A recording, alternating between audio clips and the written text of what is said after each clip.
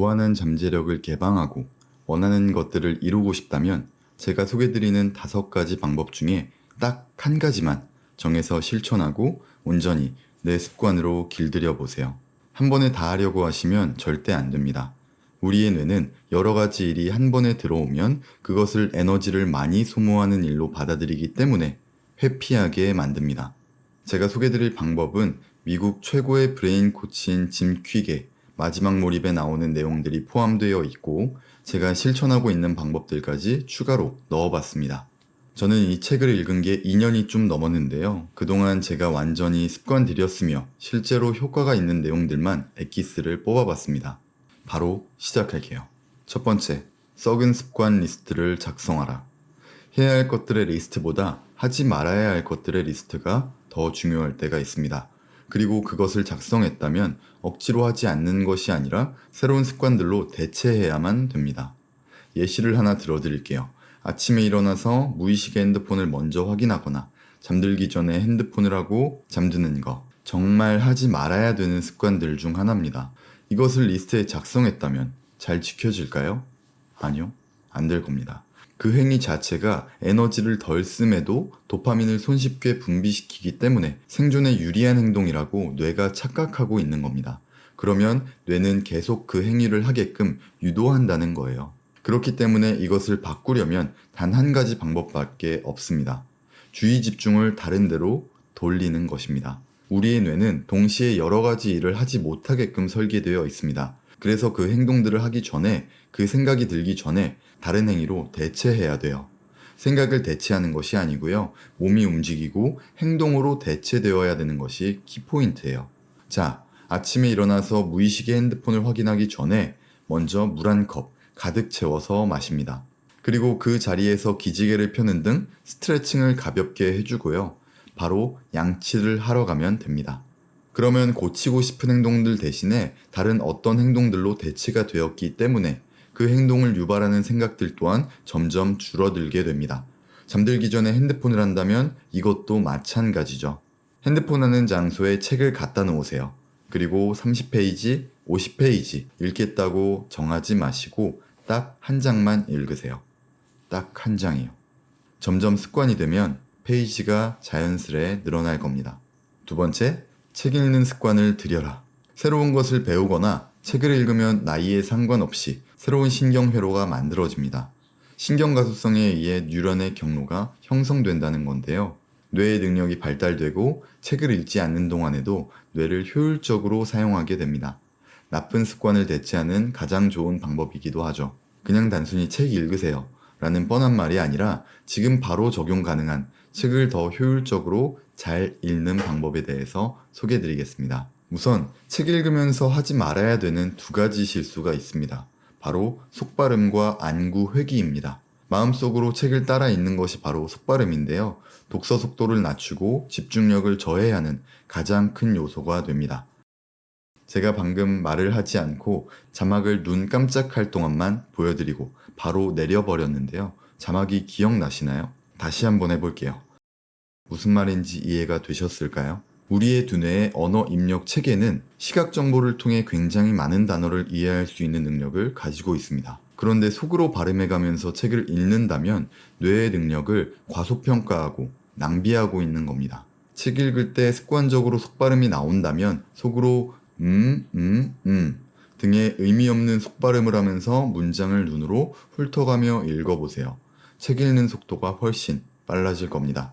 그리고 책 한두 줄 읽었는데 이해가 잘 가지 않아서 뒤로 돌아가는 경우가 많이 있습니다. 그러지 말고 그냥 쭉 읽어 나가세요. 2-3문장 정도는 이해가 가지 않아도 괜찮습니다. 이어서 읽으시면 나머지 이해는 따라올 겁니다. 꼭 이해해야 되는 중요한 내용이라면 책에서는 여러 번 설명되거나 많은 문장으로 이루어져 있기 때문에 한 문장 한 문장에 너무 큰 의미를 두지 마세요. 책 읽는 속도뿐만 아니라 집중력이 올라갈 겁니다. 그리고 중요한 내용이 하나 더 있습니다. 속독을 해본 적이 없거나 하지 못하시는 분들에게 정말 탁월한 방법인데요. 손가락이나 볼펜을 이용해서 밑줄 그리듯 훑어가며 읽으세요. 이것은 지금 당장 적용해도 책 읽는 속도를 적어도 2배 이상 올려줄 겁니다. 이 3가지만 기억하고 한번 책을 읽어보세요. 속발음, 안구 회귀, 밑줄. 세 번째, 하루 일과를 시작할 때 해야 될 일을 잘게 나누라. 스탠퍼드 대학 행동설계연구소의 설립자인 포그 박사는 평생을 인간의 행동을 연구하며 장기적인 행동 변화는 단 3가지 경우에 일어난다는 사실을 발견했습니다. 첫 번째는 깨달음을 얻는 것입니다. 두 번째는 주변 환경을 변화시키는 것이고, 세 번째는 점진적으로 나아가는 것입니다. 첫 번째와 두 번째는 언제 어디서나 쉽게 할 수 있는 일은 아니기 때문에 걸음마 뜨듯 점진적으로 나아가야 된다는 것이죠. 여기서의 핵심은 해야 될 일과 목표를 잘게 자르는 것입니다.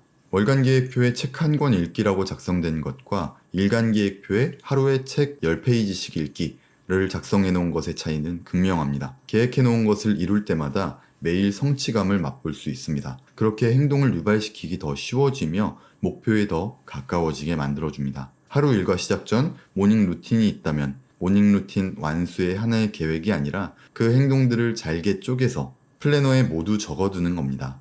그리고 완수할 때마다 하나씩 지워가는 것이죠. 그러면 우리의 뇌는 성취감을 느끼게 하는 호르몬이 분비되어서 그 행동을 지속하게끔 유도합니다. 그러니 당신의 일과와 목표를 최대한 잘게 자르세요. 네 번째, 좋은 음식에서 에너지를 공급받아라. 우리의 뇌는 장과 깊은 연관이 있습니다. 양질의 음식을 먹어야지만 뇌에 영양이 공급이 되고 산화 스트레스로부터 뇌를 보호합니다. 실제로 행복 호르몬인 세로토닌의 90% 이상은 장기에서 분비됩니다. 여기 검증된 브레인푸드들이 있는데요. 아보카도, 블루베리, 브로콜리, 다크초콜릿, 녹색잎 채소, 달걀, 연어, 강황, 호두, 샐러리.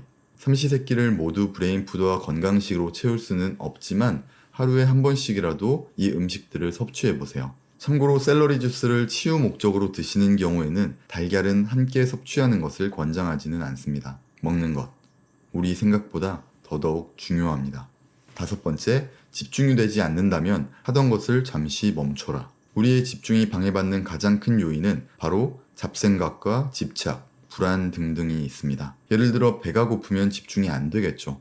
배가 고프거나 영양분을 섭취해야 된다는 음식 생각에 붙잡혀 있기 때문입니다. 여러분, 신레몬을 떠올리지 마세요 라고 하면 어떻게 되나요? 나도 모르게 침이 고이겠죠. 레몬, 레몬, 레몬. 우리의 뇌가 자동적으로 신체 반응까지 유도해냈기 때문에 이런 것인데요. 그것을 억지로 끊어내기란 불가능에 가깝습니다. 하지만 이것을 반대로 활용하면 어떨까요? 바로 하던 것을 멈추고 눈을 감고 코로 숨을 깊게 들이마시고 천천히 내뱉습니다. 숫자를 세면서 10번만 해보세요. 이게 바로 명상입니다. 참 쉽죠? 우리의 뇌를 다스리고 집중력을 회복시키는 가장 쉽고 효과 좋은 방법입니다. 실제로 의식적으로 심호흡만 하게 되어도 뇌에 신선한 산소가 공급되고 신체 산화 스트레스가 배출되기 때문에 건강상의 이점도 챙길 수 있습니다. 물론 저와 매일 브레스워크를 함께 하시는 분들도 언제 어디서나 이 방법을 활용해 보세요. 여기까지 뇌를 효율적으로 활용하고 여러분의 잠재력을 개방시키는 5가지 방법을 소개해 드렸는데요. 물론 이것 외에도 여러 방법들이 존재합니다. 하지만 영상 초반에도 말씀드렸듯이 여러 개를 한 번에 다 챙기려고 하면 뇌는 그것을 회피합니다. 딱 하나만 하세요. 그렇게 점점 나아지는 나의 모습을 발견하실 수 있을 겁니다. 여러분이 그 무엇이든 행동을 해나갈 때마다 뇌에 새로운 시냅스 연결이 생기며 뇌가 물리적으로 변화합니다. 그것의 토대가 되는 것은 바로 해내겠다는 마음입니다. 큰 결심과 마음일 필요는 없습니다. 우리의 잠재력을 개방시키는 그 시작점은 아주 작은 것에서부터 비롯되기 때문이죠. 그 마음은 여러분을 반드시 바꿀 겁니다. 늘 곁에서 응원할게요. 감사합니다. 헤드버스였습니다.